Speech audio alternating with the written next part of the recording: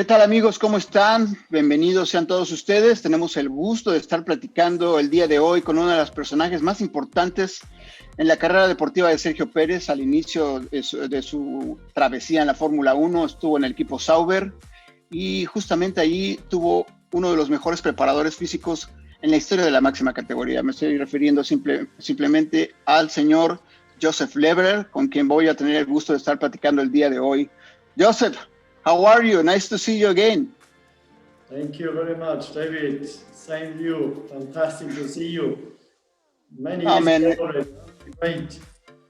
Yes, it was like 8 years ago that we saw from the very last time. But I remember we see you there in Mexico City for the Mexican GP. I can remember, but I think we saw you there in Mexico City. So, well, finally, this first victory of Checo for you is amazing as well. Amazing. First of all, I went today into the paddock and I was thinking a little bit, and suddenly somebody said, I heard, Leberer! I thought, who is it? And who was it? It was Checo. The first guy was there with his wife coming, in private mask, cap on. And of course, I thought, that's fantastic, Checo. So we had a good chat today already. And of course, everybody is very, very happy. But just coming to, I think, your question, this is what a joy, what a fantastic winning. Winning a Grand Prix is very, very important. First of all, come to Grand Prix, and especially for him, after so many years, I think everybody in the Formula One world was really, really happy. From my family, my son, everybody, my friends are calling me, and they were over the top. Is fantastic, and I can imagine how it must be in Mexico. This joy, this emotion, fantastic. So I'm really, really happy from my heart. We had a fantastic time, interesting time, and it's so nice. It's somebody we really like, and suddenly the dream comes true after so many years. I know you are telling the truth because we saw you there in the picture, and in a picture that Racing Point sent to all the media. We were looking at you there in the pit lane, celebrating with the Paris board and taking a picture. So I know you were very, very happy with this first victory. So tell me about this experience with Checo there in Sauber. Which were the initial challenge with Checo when he was a rookie in Formula One? Yeah. Just think about it. Now we have November 2020, isn't it? November 2020. Yeah. I think in October, November 2010, after the Formula 2, I think he finished second, and then they announced probably he could race, and he made some tests in 2010, 10 years ago in November, I think here in Abu Dhabi. I think it was 10 years ago here. He did the first Formula 1 test in our car. And I don't know when they signed the contract or was it signed already? I don't know exactly. I don't remember. He went back to Mexico, of course, sometime, and I think he was celebrating a lot to become a Formula 1 driver. I can imagine, That was the first test, I think, in February somewhere in Barcelona. And then it was a little bit more difficult, First time you're there. It was interesting. I'm pretty sure you have really, really nice memories with Checo. Which one do you remember the most? We had a lot of good memories, and especially, when he was in the second year, being second or nearly won the race in Malaysia, and then in Monza, I think he was second as well. It was fantastic, being in the second year and being so successful already, and then we got to McLaren. But I remember the private one for us was when being in Austria. I think you were there as well, but probably not this event. Coming back and being after really hard training, exercise day, being in a pool outside, and I say, okay, let's go outside. Pool. Oh, it's cold. It's -3 or -5 degrees, and with a half a meter, nearly meter of snow. I said, come on, let's go. Just with the bathroom, really naked. Let's jump into the snow. He said, oh, you Austrians, you're completely crazy. I said, of course, let's go in the snow. We were jumping, into the snow, fantastic. And he nearly thought I'm dying. He said that I'm dying. And then after there's no jumping into the warm water, fantastic. So we had great memories with him, and it was a lot of fun. Of course, we were working hard. It was not always easy with him, you know. He thought from the first year he kind of win races, but you have to understand, you have to work hard for being successful. You have to work hard for, but he did it, and he's a fantastic driver. I was aware of that exercises because I saw this rookie Sergio, this young Sergio, complaining when he received some orders from you to do some kind of exercise or something like that. But this Sergio at the end achieved what he was looking for. You know, this first victory for him, third Mexican victory in Formula One. So it is really, really amazing. So what the difference today with that Sergio in the first year in Formula One, that the one that you know already, you know, the one that is walking around the paddock there in 2020 season? Yeah, now, you know, he's very confident now, and we see his racing in the last couple of years is fantastic. He can read the race. He's very good on tires. He's excellent. His races are really, he rarely makes mistakes, and you can see the results are there. And I think he improved a lot. You know, coming back in the beginning wasn't always easy, but at the end it was always nice to work with him. At the end he was listening to you, and thank to you know, it's our and we always had good young drivers. We looked after them, but also the support of Mexico, of these companies from there, and all these people around, from his family, and with Telmex from Color Slim, and José Cuervo, Tequila, and Interprotection. This was a great support for them, you know, from Mexico. This enjoy, this emotion. This, I think, has helped a lot. And now it took quite long, and when he became a really good driver, I must say, really, really good driver. And, you know, the Formula One experts, everybody knows how strong he is, and even with this, you know, this last year wasn't easy for him, all these negotiations. But at the end, he's shown how strong he is, and how confident, and what he has got now, I think, is this determination. He really knows he's strong. I know what I want, and he went his way at the end, and he's a great, strong character. And I can imagine how happy he is, and Mexico. I wish him all the best. So you're talking about character, but also we know Sergio as a joker.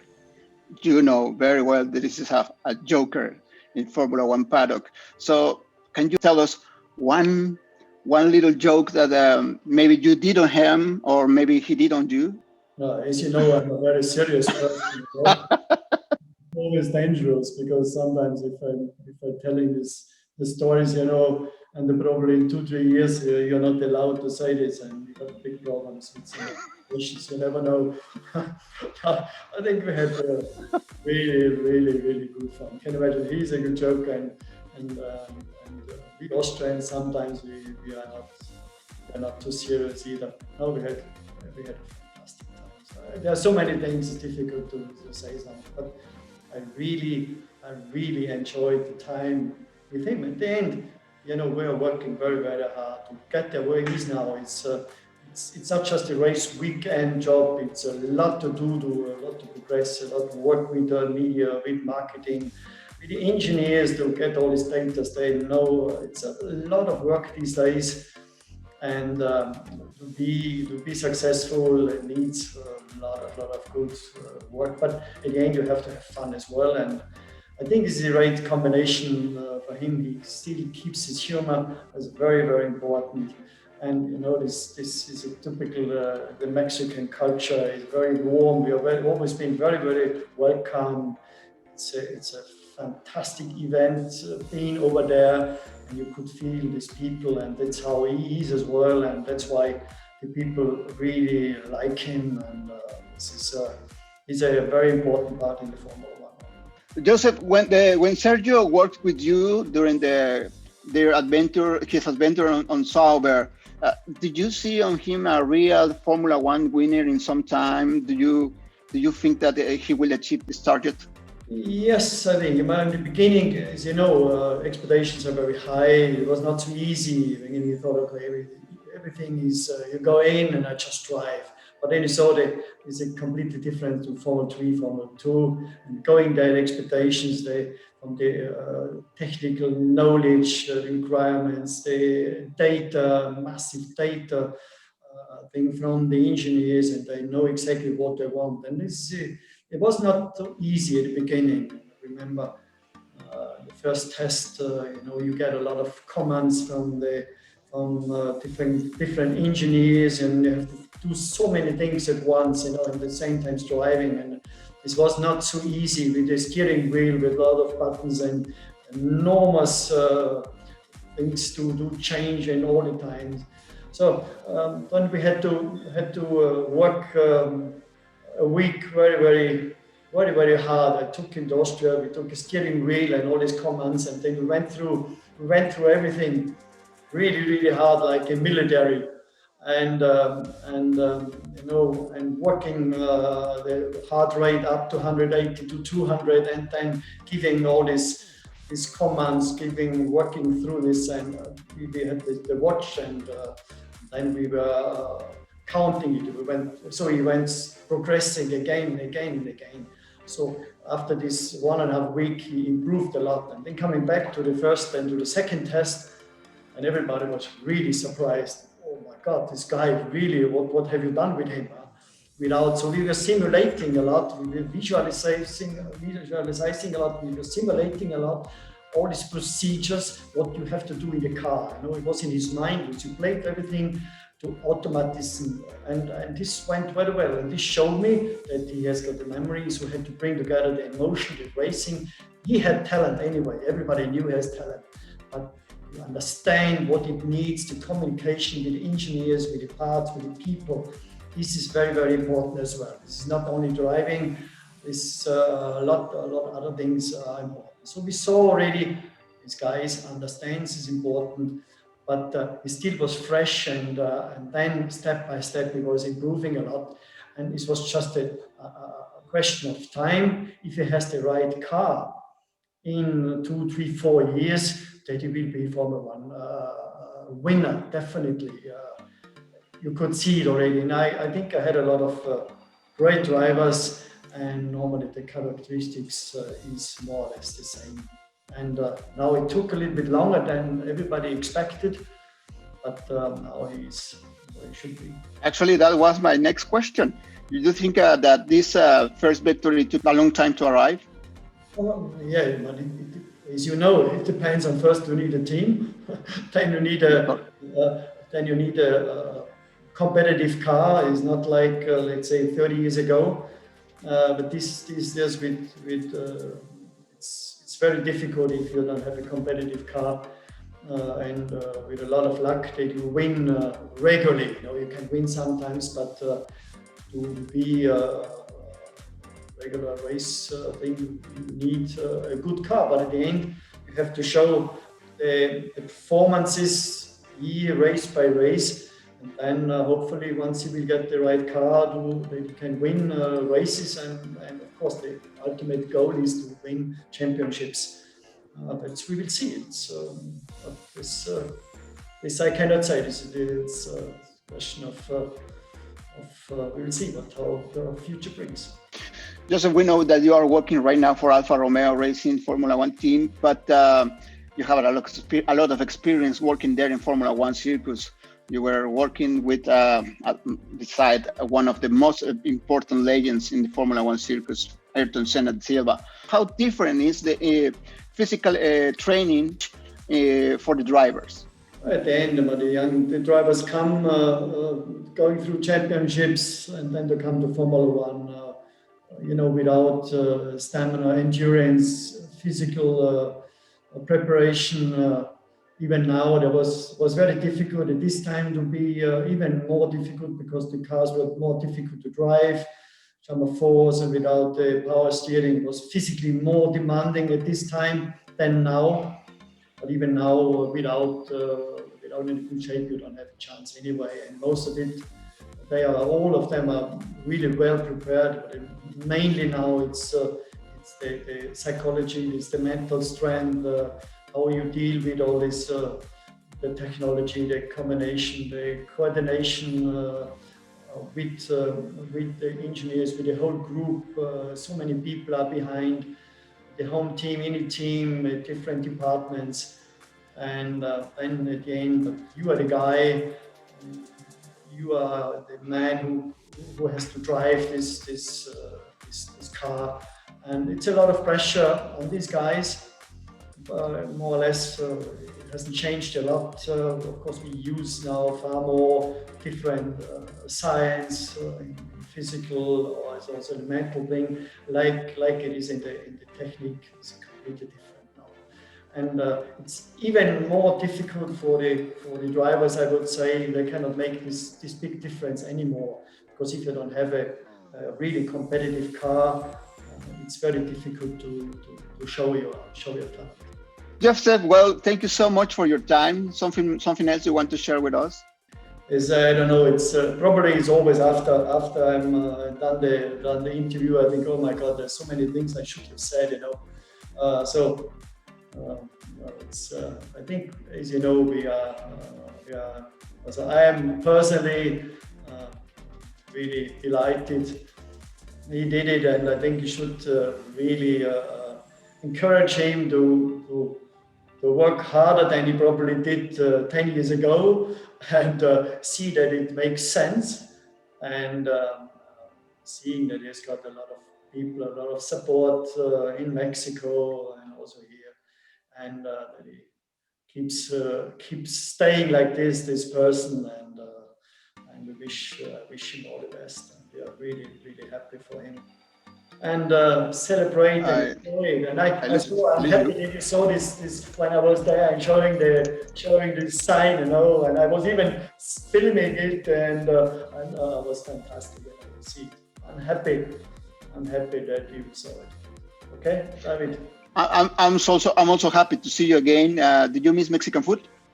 Oh, definitely. And I'm honestly, I also saw the father today, and honestly, I miss this event in Mexico City. I remember 2015 was the first one again, because I was there 88 until 92 with Senna and Prost, and then coming back in 2015. Can you imagine? So it was incredible, and with the new circuit, but this mixture of this I think it's a great event, a professional Formula One event.